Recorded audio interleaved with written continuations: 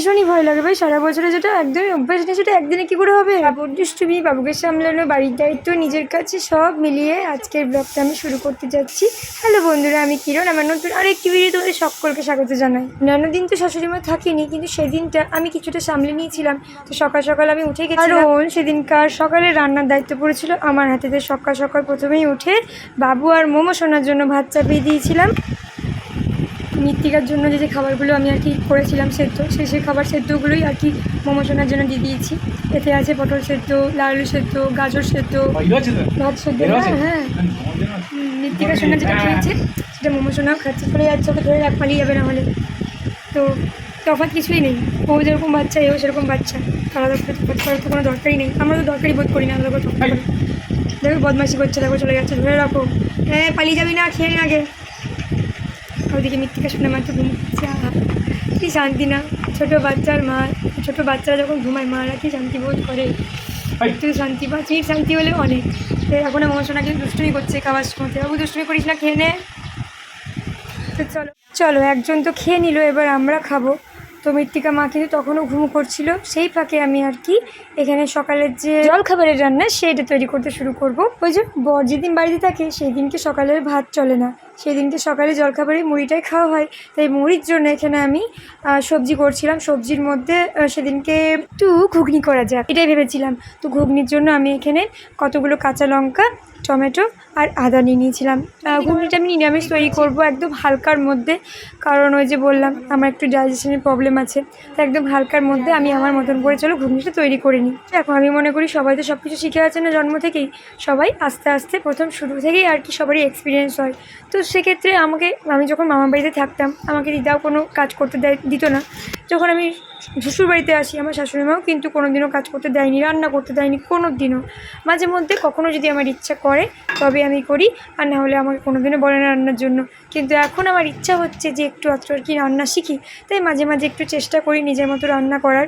তো চলো, সেদিনকে আমার ইচ্ছা হয়েছিল বলে আমি বললাম যে সকালে টুকটাক যে রান্নাগুলো হবে সেগুলো চলো আমি আর কি তৈরি করব। তো সেই জন্য সেই উদ্যোগ নিয়ে আর কি শুরু করেছি। জানি না কি হবে। ও বাবা, তেলটা কড়াইয়ে দিয়ে যেই লঙ্কাটা ফেলেছি কেমন একটা ছিটাফোটা আসছে, আমার খুব ভয় লাগে বিশ্বাস করো, বড্ড। সেই জন্য আর সাহস জোগাতে পারি না, কিন্তু সাহস তো জোগাতে হবে বলো। আর কবে রান্না শিখবো বলো তো, এখন না শিখলে। ঠাকুরের নাম নিয়ে শুরুই করলাম। আর শাশুড়ি মাকে কিন্তু আমি আগেই বলে দিয়েছিলাম, দেখো মা যেমনই হবে খারাপ ভালো তোমায় কিন্তু খেতে হবে, আমি কিন্তু তোমার মতন সুন্দর করে রান্না করতে পারবো না। শাশুড়িমা যদিও বা এসব নিয়ে কিছু বলে না, শাশুড়িমা বলে একটাই কথা যে সবাই কিন্তু শিখেই আসে না, এই আমার কথাটাই, যেমন হবে তেমনই খাবো। আর ওদিকে ঘুগনির জন্য মটরগুলো কিন্তু আমি নুন হলুদ দিয়ে আগে থেকেই সিটি মেরে সেদ্ধ করে রেখে দিয়েছি, যত এই কষতে কষতে এক টাইম যাবে, কষার পরেও এই শক্ত শক্ত ভাব না হয়ে যায় পরে। তো যাই হোক, মটরগুলো কিন্তু খুব ভালো করে সেদ্ধ হয়েছে মোটামুটি, খুব একটা সেদ্ধ হয়নি আবার খুব একটা মানে কাঁচাও থাকেনি। বাবা রে, সততার সাথে বলছি, বছরে একবার যখন কুকার তুলছি সেই কুকার তোলার সাহসিকতা কিন্তু আমার নাই। তাই কুকারটা তুলে নিয়ে হাতাতে করে একটু একটু করে আমি কিন্তু মটর সেদ্ধগুলো কড়াইয়ে দিয়ে দিলাম। ওই আগে থেকে ওই যে ওই টমেটো, আদা, কাঁচা লঙ্কা, জিরে, পাঁচফোড়ন এগুলো যেগুলো দিয়েছি সেগুলো কষে নেওয়ার পরে কিন্তু তারপর আমি দিয়ে দিলাম। তারপর ভালো করে এখানে মিক্স করে নিলাম।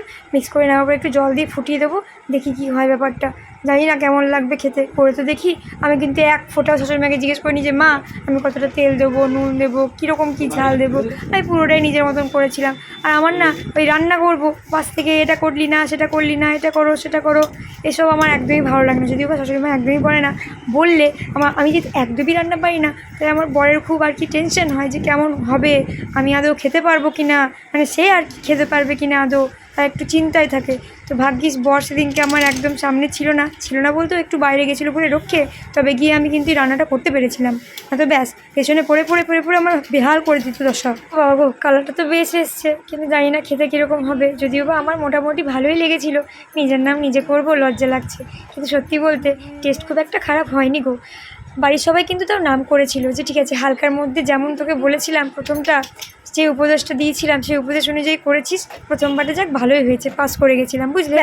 এবার ফুটে গেলেই ঘুগনিটা কিন্তু আমার তৈরি হয়ে যাবে। চলো ঘুগনি আমার রেডি। এবার প্রথম শাশুড়ি মাকে জলখাবারটা দিয়ে আসি, তারপর আমার সোনা মাটা ওদিকে উঠে গেছে। আমি যেহেতু ওদিকে রান্নায় ছিলাম তাই ওর বাবা মাটিতে নামিয়ে দেখো না এক বস্তা খেলনা দিয়ে দিচ্ছে, ব্যস্ত ওইটা নিয়ে নাড়াচাড়া করছিল, তা করতেই আমি এলাম।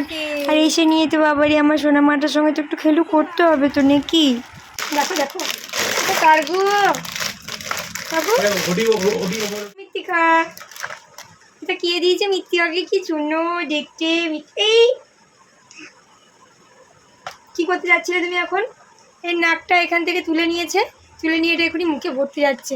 মানে গুণগুলো দেখছো কত সুন্দর সুন্দর গুণ হয়েছে আমার মেয়ে। আমার নাম করছি মোমো কীরকম করে বলতে পারিনি। তোমার কান কোনটা তুমি বলো আগে, তোমার কাল থেকে জিজ্ঞেস করছি।